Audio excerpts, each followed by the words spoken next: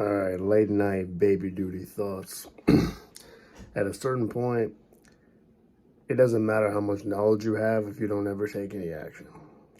Like, I used to be super into like reading motivational or strategic books on topics I was interested in. Like, I used to be really into like books about the market, uh, books on any information on working out, any information on money. I used to be all about any type of content I could consume.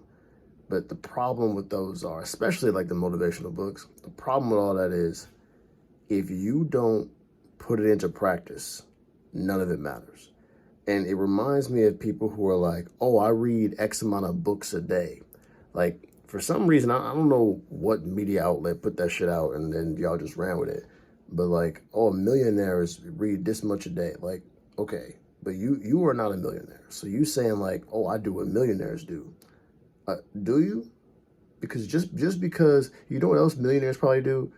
Brush their teeth. Just because you brush your teeth doesn't mean you're gonna be a millionaire. You know what I'm saying? So like, you gotta understand that the thing that got the people that you follow to where they are was not that they just consumed a bunch of knowledge. That was probably part of it, but a large step was the action. It was the trial and error. It was the learning from the experience. And I just got into this habit. I realized when I got really into the motivational shit that I was always looking for the next motivational thing, right? And what that tends to do is it stifles your ability to take action because you always think, well, there's one more thing I can learn so that I can be even better prepared before I go out and do this next thing. And almost always, you're never going to be well prepared enough to not make a mistake. So can you learn from some people's mistakes? Of course, but you're never going to be so prepared that you're just going to get it perfectly right. So you just get rid of that shit now. It's not going to happen. Go out and do the thing. If you are thinking about starting an investment portfolio for yourself, you can have all the knowledge of stocks in the world. If you don't go save any money and put any money in the account, it's not going to matter. You could have all the knowledge about the socioeconomic, struggles and qualms and the ladders and all of that. You could have all this knowledge about real estate. If you don't go buy the property, it's not gonna matter. If you don't go teach the lessons or see what people are actually dealing with in the marketplace, it's not gonna matter. Theory and practice are almost always different because theory cannot account for all the different circumstances that you are going to encounter. It's just never going to be the case. At some point, you got to get out there. You got to bleed a little bit. You got to see what it's like. And almost every time, it's different from what you think. The other reason why it's different is because in theory, you are necessarily blocked from your own emotions. Investing is a great example of this. It's one thing to say, I believe in a company. I'm going to invest in it. And when it goes down, I'll buy more. How many people you know actually do that? How many? Oh, I don't know any. I know none. I know none that can look at a company and watch it drop 50% and be like, I'm ready. I'm ready for more. I don't know any. Now, I personally have done it, but I also personally have been the person sitting looking at that screen thinking, shit, that's a lot of money. It's in half now. I just cut my money in half. I should buy more. Theoretically, that sounds good. It makes sense. But see, when you're dealing with real life circumstances, it's a different ball game. That's why you need real practice, because theory can only take you so far. Theory, in order to explain theory well, it relies on almost perfect or ideal scenarios. And life is a lot more messy than that.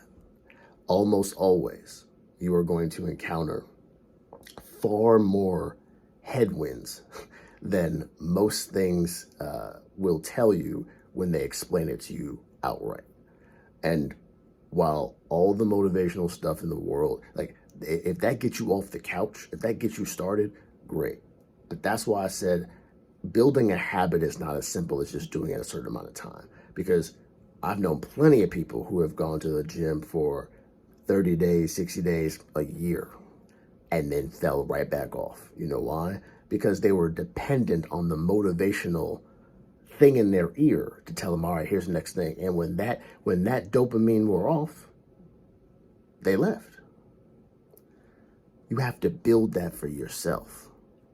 Your action is going to tell you a lot about you. It's going to tell you a lot about how you function, how you get down, and it's going to tell you where your weak points are. It's going to show you real quick, oh, when this happens, it doesn't feel so good. Oh, I retreat when this happens. Oh, okay. When people talk to me crazy, this doesn't feel, I don't like that. See, you got to learn that about yourself. Everybody thinks they know until they get in it. Everybody thinks they know that they can manage money until, that's why I say so often too, most of y'all would not know what to do with $100 if I gave it to you tomorrow. If I had $100 for you tomorrow, you would not know what to do with it. In theory, you all were like, oh yeah, I'll pay my bills. No, you wouldn't. No, you wouldn't. Most of y'all would not pay your bills off if you had $100,000 right now. You wouldn't. You would go on a vacation. You know how I know? Because when you all have access to capital, that's what you do with it. You spend it. See, theory and practice. There is a huge difference. You don't really know you until you get in the trenches with you. So my advice to anybody who's trying to start anything new, anything, it doesn't really matter what it is, a business, trying to get your financial life together, your health, just the first thing you need to do, in my humble opinion, go in the bathroom, close the door, look in the mirror, and ask yourself, who am I really? And then I want you to answer those questions the way you think they will end up going, okay? And then I want you to come back in a week after you have done the work, after you've done the practice, and then you come back and answer for yourself, or you write about you. See, that's when you get to know you for real. Let me tell you, the person I think I am in my head is not the exact same person I would like to be. It's not the person I am when shit hits the fan. A lot of times it mirrors perfectly. A lot of times, sometimes I am even better than what I think I can be. And other times I'm weaker. But you'll never know that if the motivational speeches and gurus is what drives you. If the only thing you're out for is the quest for knowledge and you're trying to prepare, that will only go so far. So, my humble opinion, go out and do, find out about yourself, and then really get to work. Because then you can really start to envision and plan and do some real work on how you get to the next step once you figure out where your flaws are. All right? Just my late night thoughts. I'll talk to y'all later.